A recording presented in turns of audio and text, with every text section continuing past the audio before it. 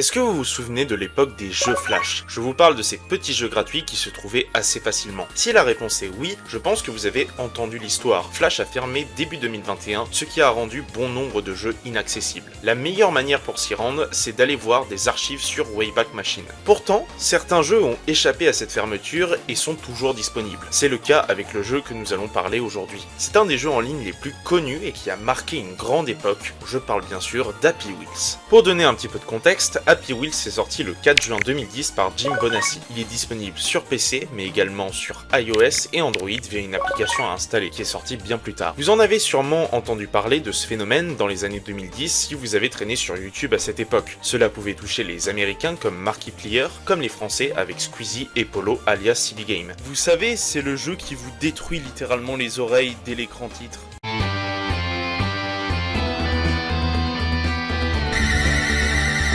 Mais qu'est-ce qui explique que ce jeu est autant apprécié du grand public? Eh bien c'est très simple, pour résumer, vous pouvez incarner plusieurs personnages étant dans des véhicules. Vous avez par exemple un père et son fils sur un vélo, un gars sur un Segway, une personne âgée sur un fauteuil roulant, etc. Le but est de finir des niveaux en atteignant la ligne d'arrivée. Sauf que les commandes du jeu ne sont pas toujours très simples à manier, et ce genre de situation pourrait vous arriver.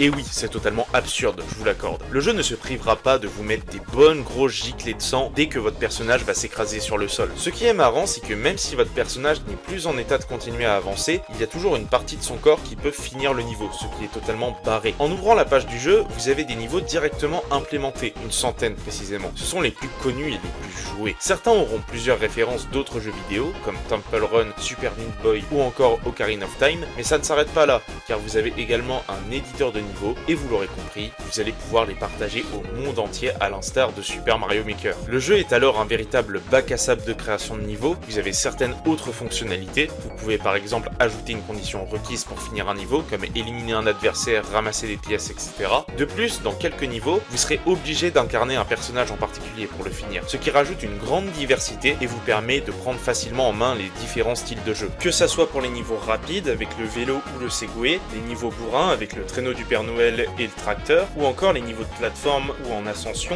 avec le personnage au pogo stick. Oui, le pogo stick c'est ça, c'est l'engin qui rebondit et rebondit et rebondit. Du coup s'ajoute alors une question, y a-t-il encore de l'activité sur Happy Wheels? La réponse est oui, bien entendu, des niveaux sont encore publiés chaque jour. Seulement, en moyenne, ils ne sont joués qu'une petite centaine de fois. Et ce nombre est minable car à l'époque, chaque niveau était joué au moins 7500 fois par jour et pouvait s'élever à 100 000 par semaine. Mais alors, qu'est-ce qui a causé sa chute? Premièrement, la fin de Flash. Il y a eu un moment de transition avant et après la fermeture de Flash. Jim Bonassi l'avait bien anticipé, il a donc adapté le jeu sur un nouveau support, à savoir HTML5 en fin décembre 2020. Il s'est donc écoulé presque une année entière sans que le jeu soit accessible. D'après ce que j'ai vu sur certains Reddits, je n'ai pas l'impression qu'on pouvait y jouer à cette période, de quoi faire fuir les joueurs face à l'attente pour y rejouer à nouveau. Comme deuxième possibilité, eh bien tout simplement les créateurs de contenu qui ne font plus aucune vidéo sur le jeu. Il y a juste Polo qui revient tous les 4 mois sur le jeu, mais à part ça, rien du tout. Bon nombre de vidéastes ont déserté du jeu, mais dans ces cas-là, pourquoi? Eh bien, troisième point, vous savez, dans un jeu créatif comme celui-là, tout peut être exploité. Pour faire court, si je vous parle de Super Mario Maker, certes, vous pouvez trouver des niveaux créatifs, recherchés, sublimes, mais car oui, il y a un mais, il y aura en grande partie des niveaux trolls ou alors courts et sans intérêt derrière. Et Happy Wheels n'échappe pas à la règle. Vous allez être voué à tomber sur des niveaux trolls ou qui n'ont pas grand intérêt. Et ça,